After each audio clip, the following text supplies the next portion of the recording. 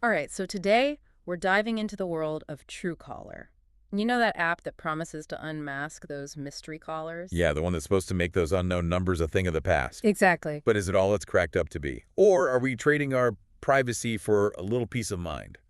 That's what we're going to unpack today. And we've got a ton of sources to dig through: security reports, user reviews from Reddit, even a lawsuit in Kenya. Yeah, we're really trying to get the full picture here. For sure, because Truecaller's pretty popular, right? Hugely, especially in India. Like, how popular are we talking? Over 55% of their users are in India alone. Wow, that's a lot. Yeah, it's massive over there. Oh, yeah. And it's not just caller ID either. They've got spam blocking, even payment services integrated into the app in India. So they've really kind of become this all-in-one solution for, like, communication. Yeah, exactly. They're trying to address all those common frustrations we have with our phones.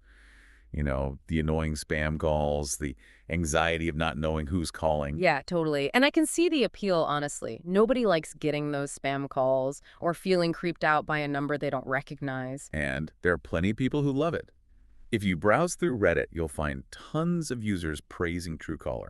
They say it's genuinely useful for identifying those shady numbers and blocking spam. It's like they're promising this, like, sense of security, right? Like you're finally in control who can reach you.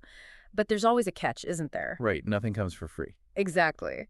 So how is Truecaller actually getting all this information? Like, how do they know who's behind every phone number? Well, that's where things get a little murky. A security researcher from bankinfosecurity.asia made a pretty disturbing discovery. They found a huge amount of Truecaller user data for sale on the dark web. Wait, seriously? Yeah, and I'm talking massive. We're talking about data from 300 million users. 300 million. That's like almost the entire population of the United States. Okay, so this is big.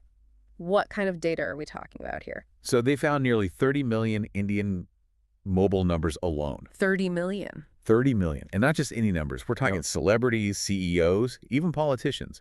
This is not some random data dump. Oh, wow. And it gets worse. Almost 2 million email addresses were exposed, another 2 million user photos, and on top of that, 20 million Facebook IDs, all linked to Truecaller accounts.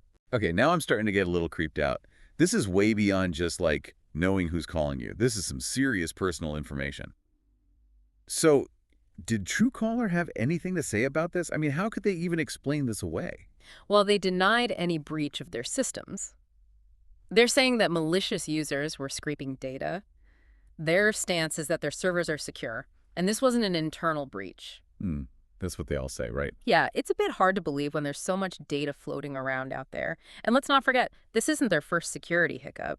Right, right. Didn't they have that cyber attack back in like 2013? Yeah, 2013. And then there was that whole thing with FactWire in 2016. Oh, right, where they found out you could actually do Truecaller searches on their website without even needing the app. Yeah, like anyone could just punch in your number and potentially find out all sorts of stuff about you. So their track record isn't exactly spotless. Yeah, you could say that. Okay, so if they're so adamant that their systems are secure, then how are they gathering all this data in the first place? So they've got partnerships with directory providers, which Yeah. isn't that unusual.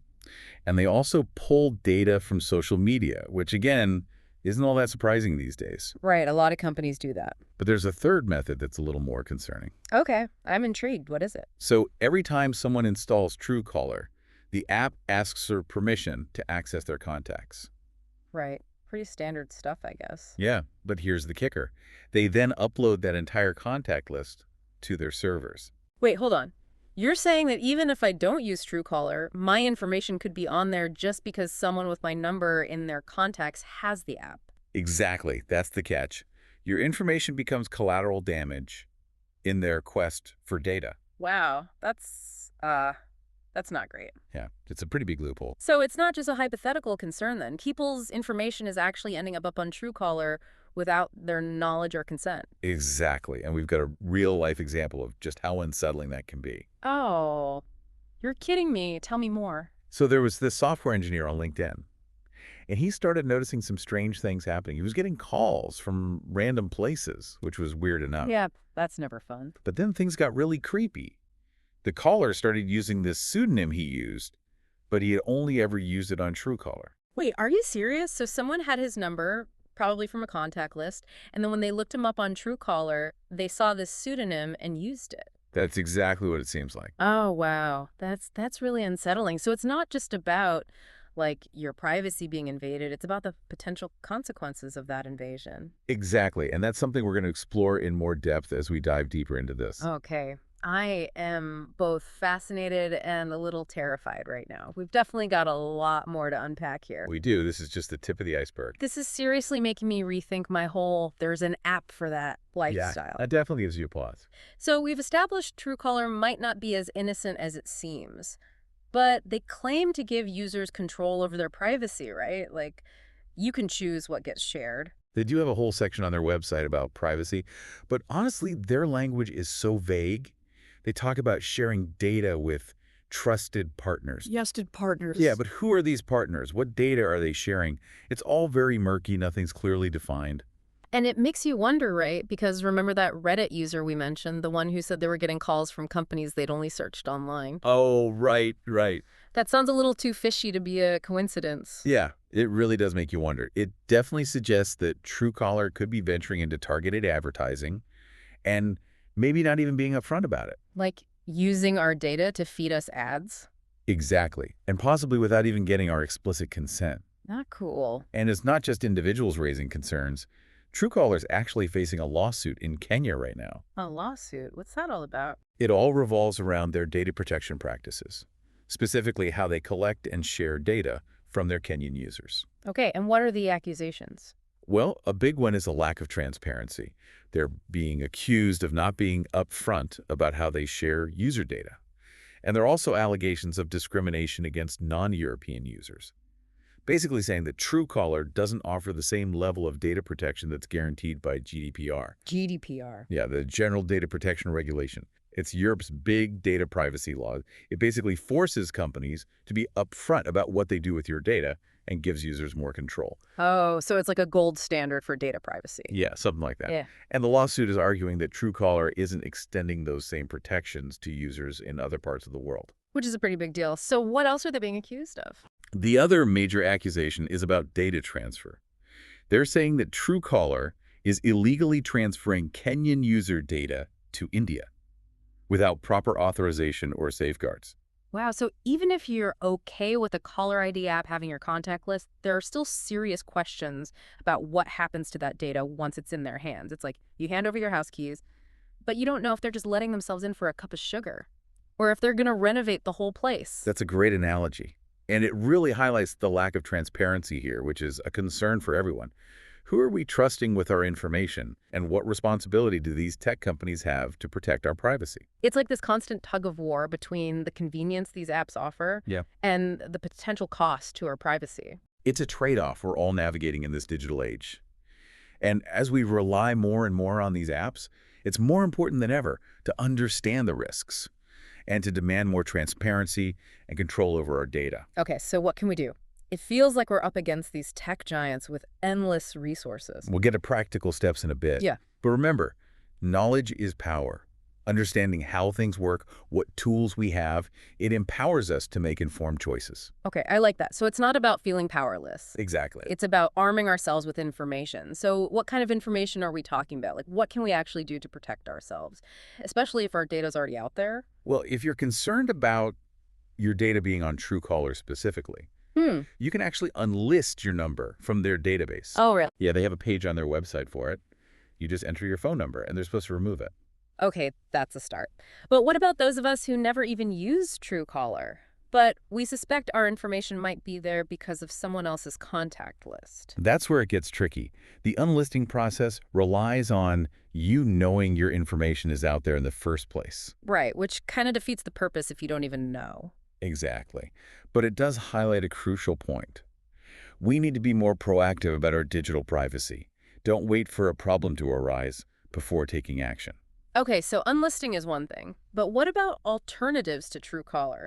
Are there other apps out there that offer similar features? You know, blocking spam, identifying callers, but without all the data harvesting. There are, and that's what we'll explore after this quick break. All right, so let's talk alternatives. We've covered the good, the bad, and the kind of creepy when it comes to Truecaller. So what are our options if we still want to, dodge those spam calls and figure out who's calling from that unknown number, but without basically handing over our entire digital life story? Well, the good news is there are some pretty interesting alternatives popping up. Mhm. One avenue is open source apps. Okay, open source, so that It means means the code is publicly available, so you can actually see how the app works, what it does with your data, all of it. so it's all about transparency. Exactly. No more murky algorithms or vague privacy Okay, policies. I like the sound of that, but Good. isn't open source stuff usually for like super techie people? I can barely set up my Wi-Fi router without calling my nephew for help. Yeah, it's true. Some open source apps do require a bit more technical know-how. But more and more of them are becoming really user-friendly these days. Plus, there's usually a big community of developers and users who are happy to help. Right, so there's support if you need it. Exactly. You don't have to be a coding whiz to figure it out. Sure. And for those who prefer something a bit more, plug and play, Yes, please tell me there are easier options. there are. There's a growing number of app developers who are specifically focused on privacy. They're creating really user-friendly alternatives to these big data-hungry apps like Truecaller. Okay, so these privacy-focused apps, what makes them different?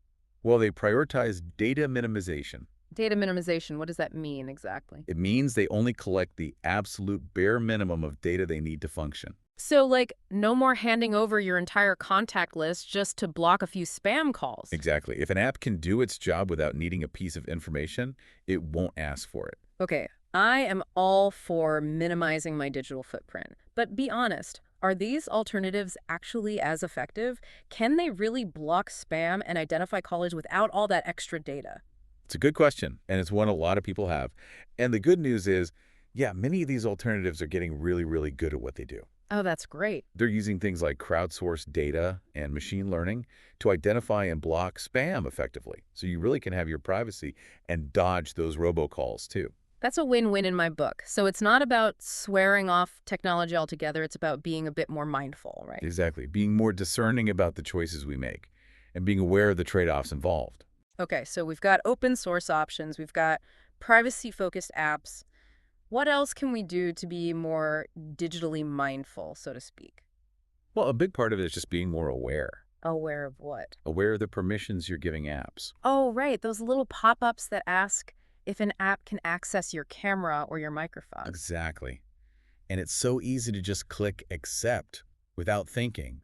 But we're basically handing over the keys to our digital kingdom without even a second thought. It's true. I'm definitely guilty of just clicking through those without really paying attention. And it's a habit we all need to break. Okay, so be more mindful of permissions. What else? Read the privacy policies. Those things are so long and boring. I know, but they're important. Okay, but why? What am I even looking for in those walls of text? Look for what data they're collecting, how they're using it, and who they're sharing it with.